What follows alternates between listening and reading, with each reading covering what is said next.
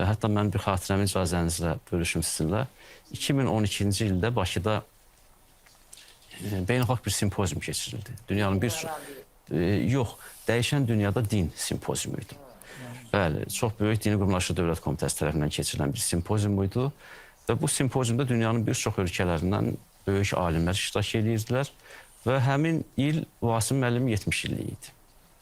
Şeyx Həzrətləri Vasim müəllimin 70 illiyini böyük bir, onun şərəfinə bir ziyafət təşkil eləmişdi və o simpoziumda iştirak edən qonaqları da dəvət eləmişdilər və tali ilə gətirdi ki, mən də orada iştirak eləmişdim və mənim oturduğum masada ərəblər əyləşmişdi.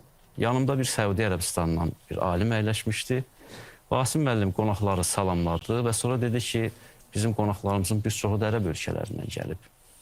Və icazənizlə mən onları ərəbcə də salamlayım. Vasim müəllim danışmağa başlayanda yanımdakı Səudi Ərəbistanlı dedi ki, bu yəqin ərəbdir, eləmi? Yəni Azərbaycan dilini hardan bilir? Çünki əvvəl Azərbaycanca danışmışdı. Dedim, yox, ərəb deyil. Dedi, ərəb ölkələrində çox yaşayıb. Dedim, yox, heç yaşamayıbdır. Ancaq simpoziumlar, konferanslar üçün gedib.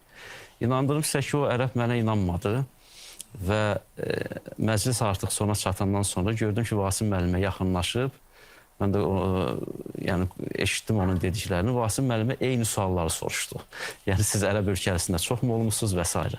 Yəni, Laura xanım qeyd elədi, axı, ərəb dilində elə danışırdı ki, ərəb özü o səlisliklə, o yəni, üslubla danışa bilmirdi.